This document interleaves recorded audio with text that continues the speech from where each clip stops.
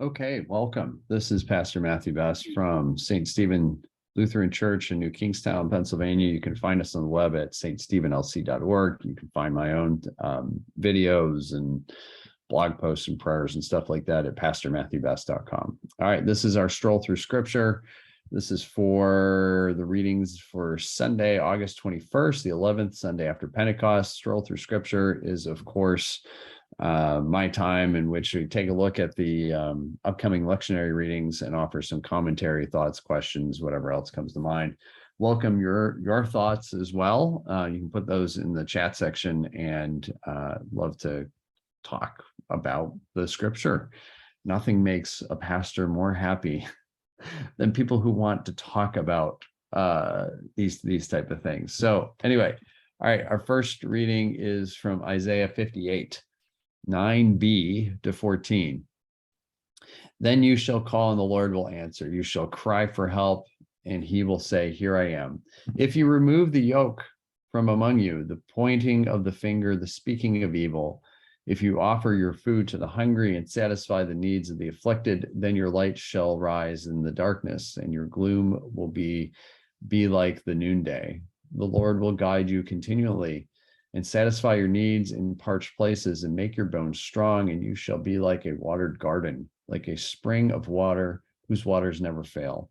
Your ancient ruins shall be rebuilt, and you shall raise up the foundations of many generations. You shall be called the repairer of the breach, the restorer of streets to live in. If you refrain from trampling the Sabbath and pursuing your own interests on my holy day, if you call the Sabbath a delight and the holy day of the Lord honorable, if you honor it, not going your own ways, serving your own interests, or pursuing your own affairs, then you shall take delight in the Lord, and I will make you ride upon the heights of the earth. I will feed you with the heritage of your ancestor Jacob, for the mouth of the Lord has spoken. Okay, so this is Isaiah 58. It is towards the end of Isaiah. This is third Isaiah, as it's commonly known. So this is after the return from exile in Babylon, right? And so Isaiah, of course, being like the main prophet of the Hebrew scriptures. So there's this concern about this return. What are you returning to? It's not going to be like it was before. And it's an opportunity to not do it like it was before. Boy, if that's not a message for the church today, I don't know what is. The church has been in exile. Now, not in a literal sense in which somebody came and invaded and took us off and now we're returning. But think about, you could talk about it in terms of COVID. You could talk about it in terms of the last several decades, right? There's a major shift that it has gone on. And the idea of going back to the way it was, while appealing, the Israelites always wanted to go back to Egypt, but looking through rose-colored glasses of only seeing the wonderful things, or amplifying those beyond what the reality was, right?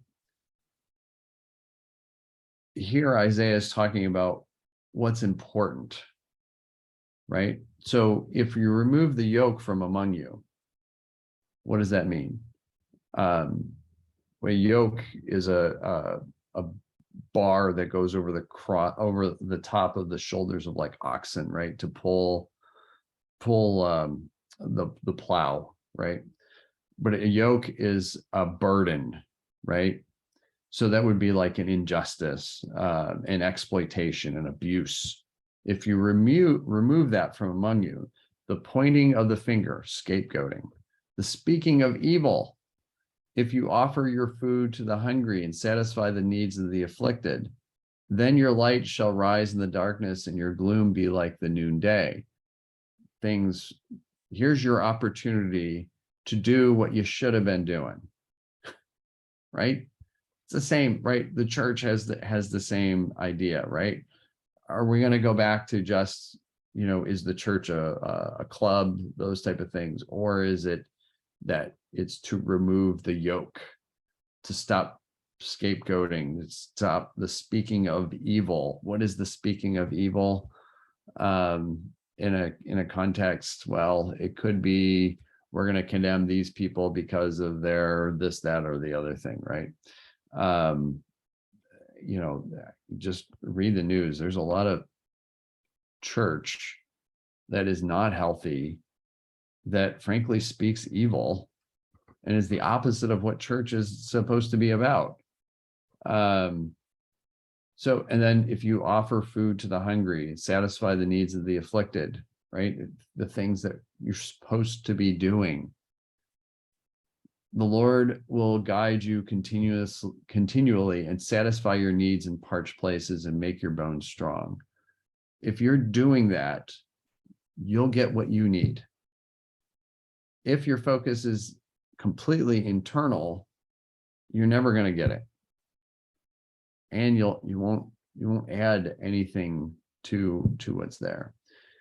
Your ancient ruins shall be rebuilt, and you shall raise up the foundations of many generations. Isaiah is talking in terms of long term, right?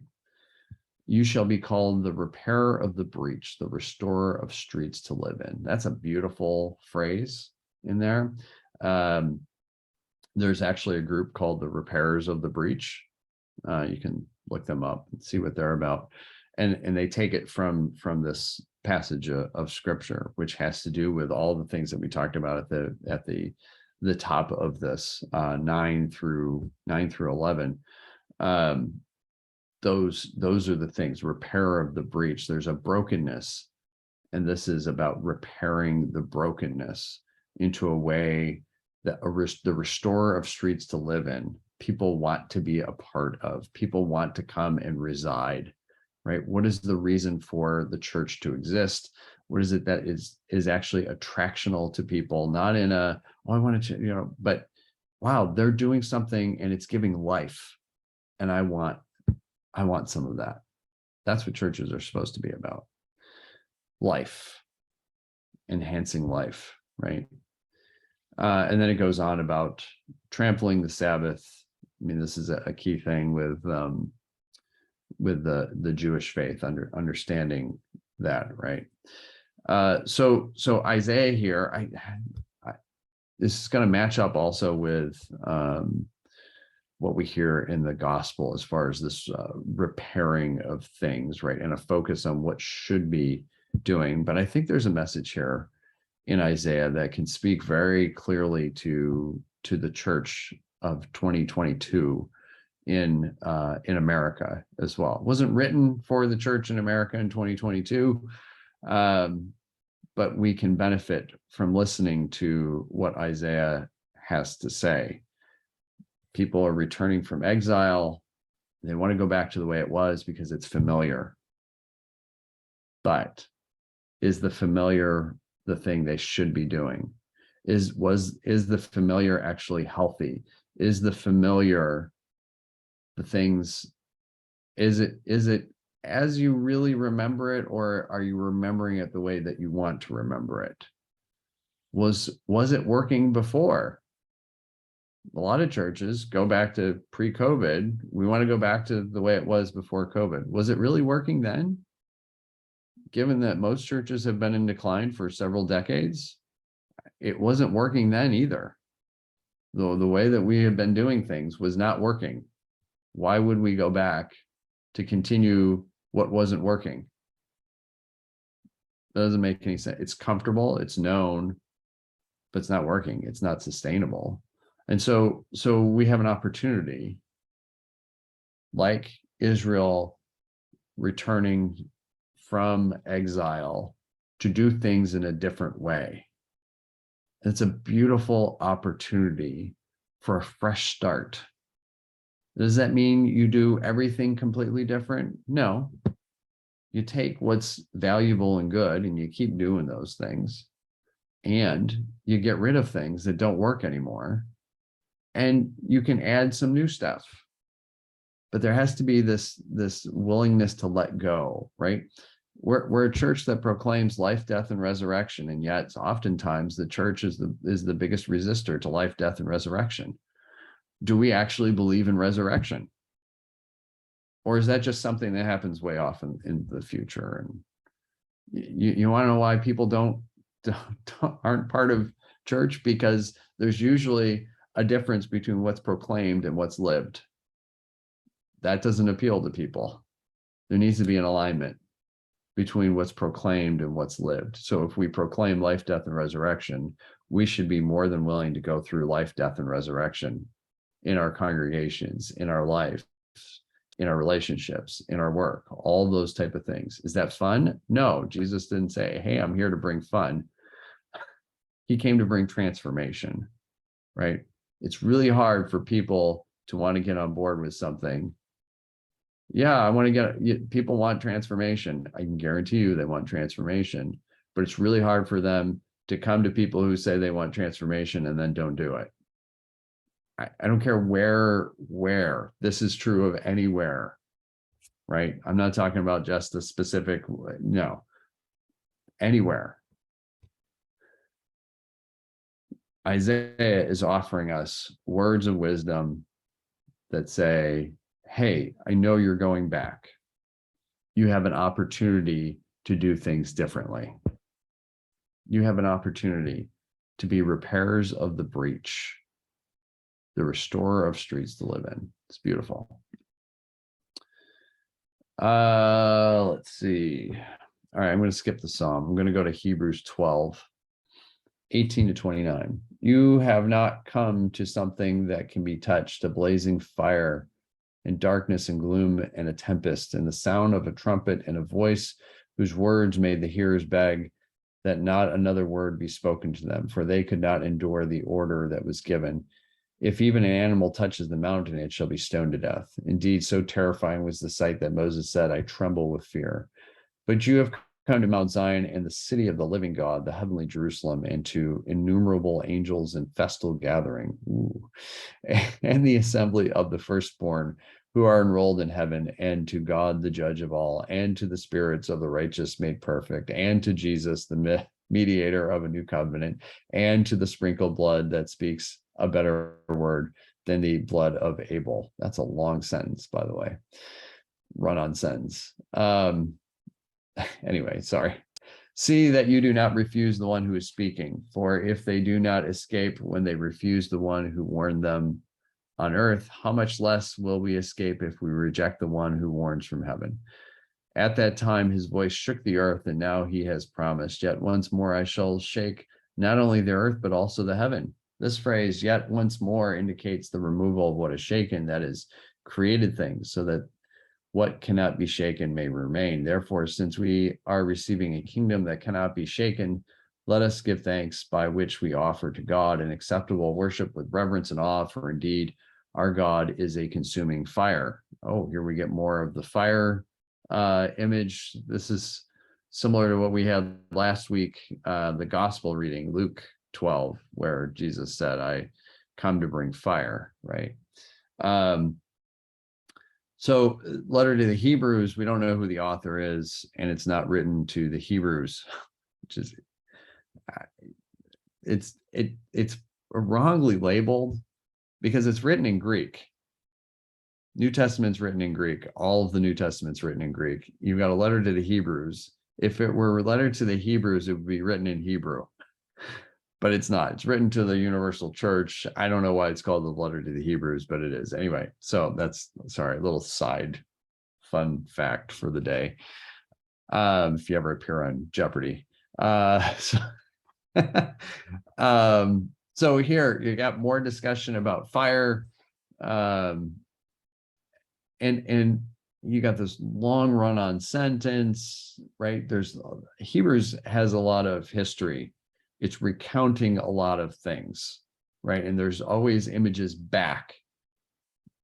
This is what a lot of Hebrew, right? Remember, it was this past Sunday, the epistle reading from Hebrews was by faith that Abraham did whatever, and then it had several examples of it was by faith, right? So it's always this giving examples from the past to help drive and go forward is the idea, not to go back, but to go forward. You point to the past to see examples, but you don't need to repeat those examples.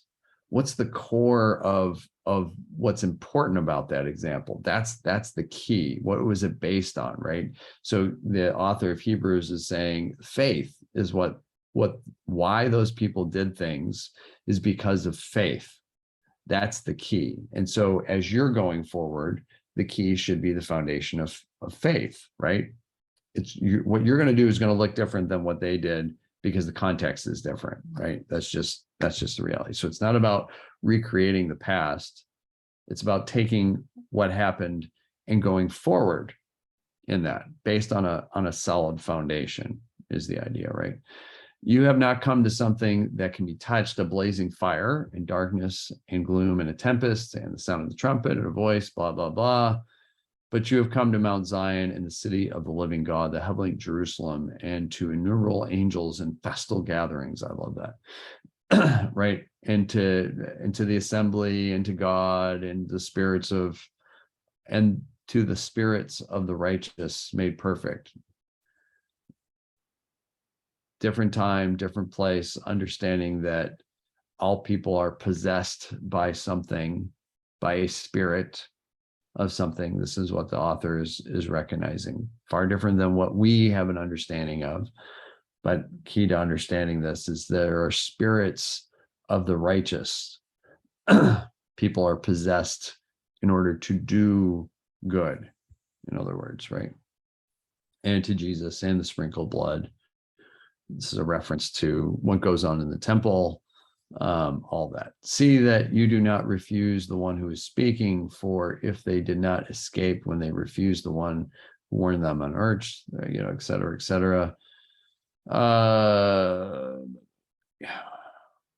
There's a lot here. So anyway, that gives you some of the background. I'm not going to be preaching on Hebrews. There's a lot of complicated type of things going on. All right, let's go into gospel. We're getting into Luke 13 now, 10 to 17. Now Jesus, was teaching in one of the synagogues on the Sabbath, and just then there appeared a woman with a spirit that had crippled her for 18 years. When she was bent over and was quite unable to stand up straight. When Jesus saw her, he called over to her and said, "Woman, you are set free from your ailment." When he laid his hands on her, immediately she stood up straight and began praising God. But the leader of the synagogue, indignant because Jesus had cured on the Sabbath, kept saying to the crowd, "There are 6 days on which work ought to be done. Come on those days and be cured, not on the Sabbath day. This is the way we've always done it." No, that's not part of what it says, but it's famous words of the church. But the Lord answered him and said, "You hypocrites." Yeah, no kidding. "Does not each of you on the Sabbath untie his ox or his donkey from the manger and lead it away to give it water? And ought not this woman, a daughter of Abraham, who Satan bound for 18 long years, be set free from this bondage on the Sabbath day?" When he said this, all his opponents were put to shame, and the entire crowd was rejoicing at all the wonderful things he had done. How about that? Good news. That's transformative. That sets people free. There it is. And here's something that I don't understand. You got a great example. You got Jesus preaching on the Sabbath, Saturday. This woman comes. She's been crippled for 18 years. Bent over. Cannot see forward. Bent over. Hunched over. The spirit has crippled her in this. This is kind of the physical representation of what sin is. It is navel gazing, looking inward on oneself, right? And a spirit is doing this to her, holding her in bondage. And Jesus sets her free, which is exactly what he was preaching. And it's the religious people, the leader of the synagogue, indignant because Jesus had broken the rule. The rule was more important than the people. When something inanimate and can be changed, when the rule becomes more important than the people, our priorities are wrong. It's that simple. When the rule becomes more important than people. Tyrants like rules. They're going to change though, right? Tyranny, abuse, exploitation, do things by the law. Well, it was legal. That's the excuse, right? That's given. Never mind the suffering that's put on people.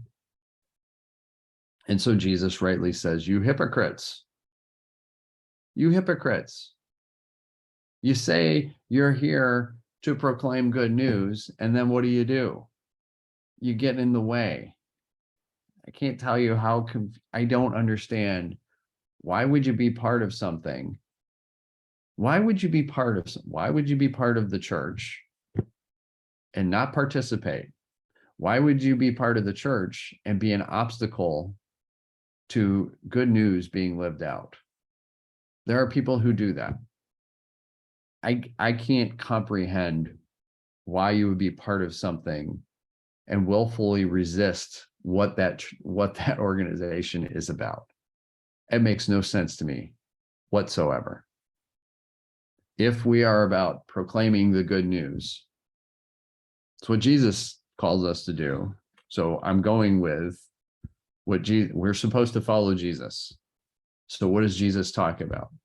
Setting people free, which is exactly what he does. He sets this woman free from the spirit that has been crippling her for 18 years.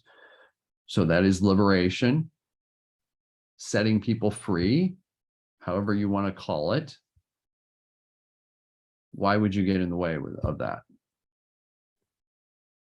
I don't know. I don't have an answer to that. Why, if we proclaim life, death, and resurrection, why are there folks who stand in the way of that happening? Do you believe it or not? Or are they just things that are said? Or if that's a compartment of life or what? I don't get it. Why would you be part of something, claim the things that are claimed, and then willfully resist those things from happening? That makes no sense to me whatsoever. And yet, in large segments of churches, that's exactly what happens. That sometimes the biggest obstacle to the gospel is the church. I don't understand that. I don't know why you would bother to. If you believe something that was completely opposite, why would you be a part of something that you're opposed to? I don't understand that. I don't have an answer for that. I don't understand it. It makes no sense to me. I just observe and I see large segments of Christianity, at least in America, doing the exact opposite thing that they're claiming. And I don't get it. I don't get it. I don't understand. I don't understand why the church would be the biggest obstacle to what the church is proclaiming. That makes no sense to me. Maybe somebody can explain that to me, because I don't get it, unless people have a very different idea of what church is, and what its purpose and its role is, right? But if that's the case, then why do we keep proclaiming life, death, and resurrection? Why do we continue to proclaim set people free? Why do we continue to proclaim transformation? All of these things right here in this story. Why do we have people who are in opposition to having that happen for our churches, for our communities, for people? I don't know. That's a mystery to me. It makes no sense. So this is what you have, right? This isn't just a story of something that happened to somebody. This is setting this woman free. Not only is it setting her free, but it's restoring her, not just her health, but she can now participate in the community. So it's a restoration of community. She has been set free to actively participate in the community. It's a restoration. It's a transformation. It's life, death, and resurrection. It's liberation. It's all there in this story. It's also revealing the hypocrites who are more concerned with the rules rather than the people. So you get this contrast, right? This is more of this division. I have come, what did Jesus say? Just in the previous chapter, I came to bring fire. Do you think I've come to bring peace? No, but rather division. What do you think just happened here? Jesus specifically broke the rule because the rule was abusive and detrimental to people. He did it to highlight the division that happens, where there are people who prefer law to what's best for people. Created division. And guess what? At the end, his opponents were put to shame, and the entire crowd was rejoicing at all the wonderful things that he was doing. The entire crowd. So the people who are trying to enforce the rules are indignant because they're crotchety people. They're indignant. They didn't care about her. They didn't care about her plight. Cared about the rules. That was far more important. Crotchety people. The rules are more important than people. You got to be kidding me. So the rulers, the people in charge of the people, don't care about the people. That seems to work out great. And when Jesus sets her free and highlights the fact that those in charge don't care about the people, they only care about the rules, the people, the entire crowd was rejoicing because they had been set free also. They had been liberated from the rules that are designed to abuse them and exploit them and keep them in bondage. Does that sound familiar in any way, shape, or form? Right? What's more important? Rules or people? Jesus sides on people are more important than the rules. That's why he's divisive. That's why he's divisive. It's another story of that. All right. I guess that's about it. So love to hear your comments, your thoughts, questions, whatever else. And I hope you have a wonderful day, and we'll talk to you later. Bye.